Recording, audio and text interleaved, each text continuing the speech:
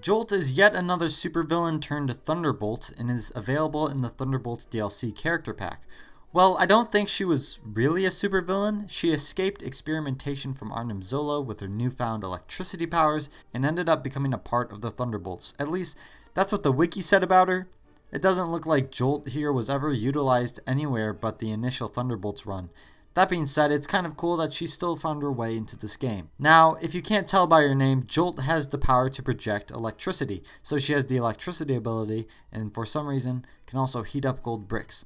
She's also pretty agile with agility, and finally, she can't fly, but she has super jump. Basically, it's the next best thing to flying, but it's a little harder to control.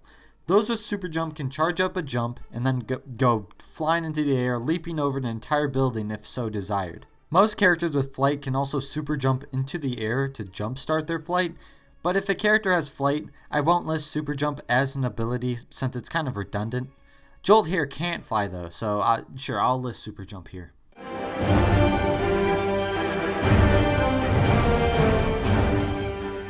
Oh, you thought I was done with the Thunderbolts DLC pack? Psh, never. This time there's Techno. Techno is, strangely enough, focused around technology-related things. Techno, in the comics, has a knack for kidnapping notable Marvel characters. First, he partnered with a guy named Mentallo, not Metallo from DC, but Mentallo, and kidnapped Nick Fury to take over a S.H.I.E.L.D. base. Then, again with Mentallo, he kidnapped the Thing to rob the Baxter building.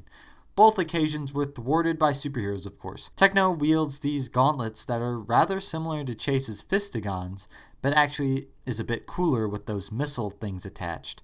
Speaking of missiles, Techno's first ability is explosive, which is, expected. Secondly, with those same gauntlets, he has the electricity ability. Finally, he has technology and scan because his name is literally derived from technology. But yeah, that's Techno, and somehow he realized the error of his ways and joined the Thunderbolts. Kind of.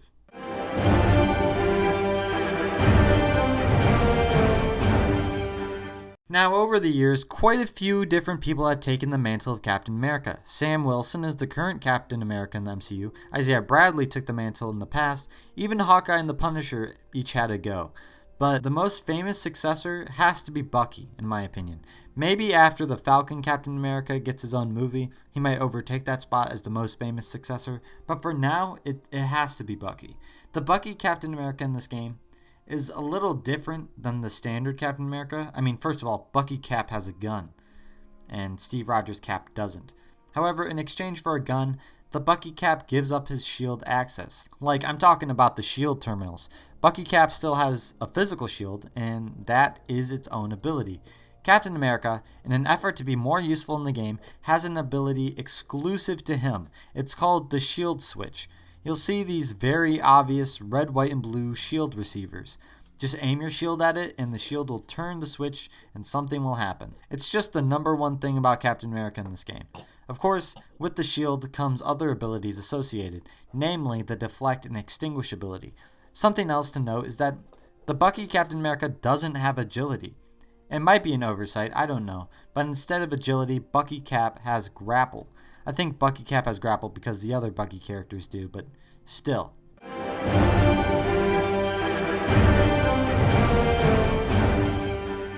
Quicksilver, the guy who died in his debut movie just because they didn't want to confuse the audiences with the Quicksilver in the Fox movies. At least, that's my theory. I mean, the fact that Evan Peters showed up as fake Quicksilver in WandaVision was a giant RPG missile to the foot. Anyway, Quicksilver here is another character who has a whole ability modeled after him, like Captain America with a shield switch. Quicksilver is speedy and has the speed ability. You can find these launch pads all over the levels in open worlds with a blue and white color scheme to match Quicksilver.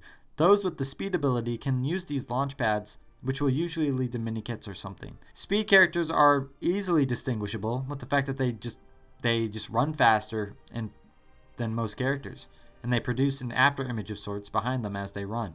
Honestly, the after image thing is kind of annoying after a while, but it was cool the first time I played Quicksilver for sure. In addition to the speed ability, Quicksilver has 3 more abilities. Well, he has agility, but I'm just getting the boring one out of the way. The last 2 are much more interesting. First of all, Quicksilver has wall climbing, or more like wall running. Yeah, speed characters can run up walls in the open world to get to high places. It's really cool, but sometimes a little hard to control.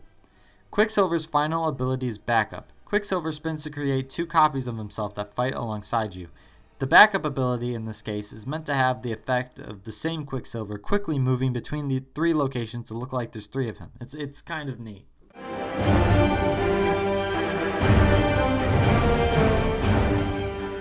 At first, I thought she was just another Asgardian who was lazily given the name Thor Girl just because. Turns out, it's way weirder than that.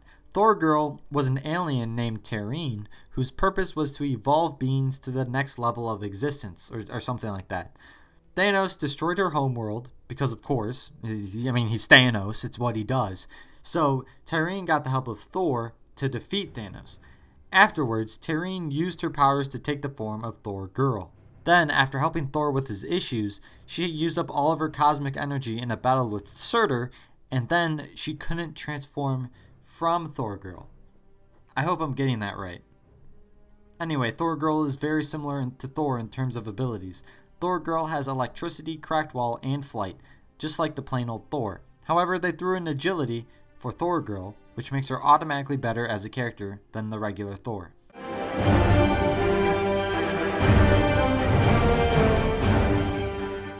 Now, here's the Thor Girl that is slightly less wacky. No, this female Thor was not an alien that took the form of a gender-swapped Asgardian god. This is Thor's love interest who became worthy of Mjolnir by having breast cancer. When you Google how did Jane Foster become Thor, that's what it says. I'm sure it's more complicated than that, and I guess we'll see how that's adapted into the next Thor movie, where Natalie Portman is reprising her role as Jane Foster to become the next Thor. Speaking of which, I'm adding the Jane Foster Thor to the MCU edition list. Yeah, Jane Foster has been in the MCU since the first Thor film, quite a bit before the release of this game. However, we haven't seen Jane Foster in Thor form, and we know it's happening in Thor Love and Thunder, so I'm preemptively adding Jane Foster Thor onto the list just so this series doesn't immediately get outdated after the release of the next Thor movie. Anyway, Jane Foster Thor has the same 4 abilities as Thor Girl, which is electricity, cracked wall, flight, and agility. Frankly, I think Jane Foster Thor is a better addition to the game than Thor Girl, and I like Jane Foster's Thor helmet, so there's my reasoning for ranking her higher.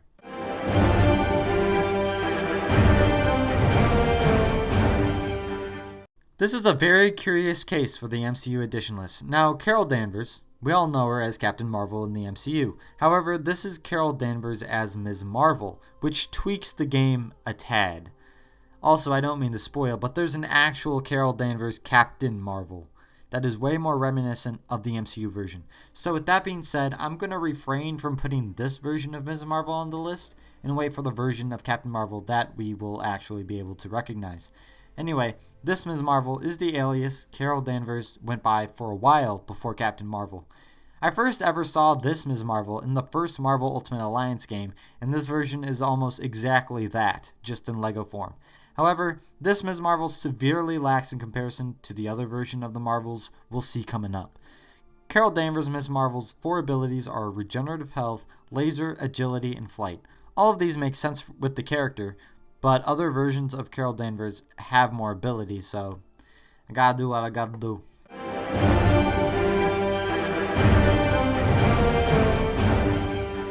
Firebird here is yet another fire-based superhero that's in the game. I mean, there aren't that many. We've gone over Blazing Skull, Original Human Torch, and now Firebird.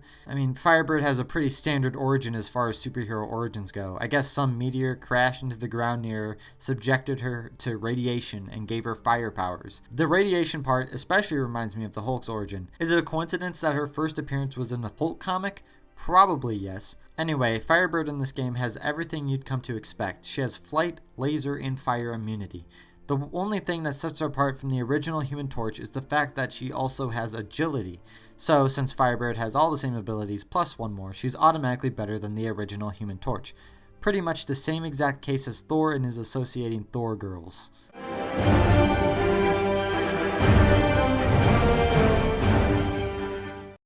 The Iron Legion, the robots that Tony Stark created to serve as sort of some advanced worldwide SWAT team that ended up being taken over by Ultron and furthermore contributing to the fear-mongering of artificial intelligence. Yeah, those guys. They didn't really last long in the MCU at all, being introduced at the beginning of Age of Ultron and being destroyed by the Avengers 15 minutes later. In this game, though, they serve as kind of a discount Iron Man. I guess that goes for the actual MCU, too. Imagine you're about to die, expecting an Avenger to come and get you, but what comes to your aid is this guy. I'd be disappointed. Not disappointed enough to let myself die, but, disappointed nonetheless. The Iron Legion has flight technology, scan, and explosive. Weirdly enough, they don't have laser. I mean, the Iron Legion, their whole purpose was to keep people safe.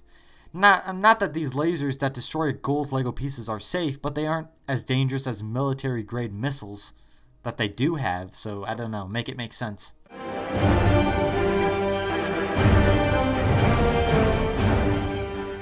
From the Captain Marvel DLC pack, we have Wonder Man here. Now, I don't know much about the guy other than he's notorious for dying a lot. Also, the fact that DC has a much more notable character named Wonder Woman, this dude doesn't get much attention. He wasn't even in the base game. However, the fact that I've at least heard of him before now means that he's bound to be in the MCU at some point. Wonder Man's powers are pretty standard, almost like he's Superman, but only the flight, laser, and strength parts. Speaking of which, those are 3 of his 4 abilities, funnily enough. Wonder Man also has Cracked Wall as his 4th ability. Fun fact though, Wonder Man's brother is the Grim Reaper, the dude who actually made it into the base game. It's kind of ironic, isn't it? Wonder Man has to wait until being put in a DLC while his lesser known brother villain gets in the base game no problem. Some characters were purposely omitted for DLC just because of how big they are, like how Black Panther isn't in the base game but has his own DLC. Wonder Man, though, has no part in the Captain Marvel DLC level, but rather served as just an unlockable character to make the DLC seem more worth the money. All of this to say that Wonder Man could have and should have been in the base game, but just wasn't.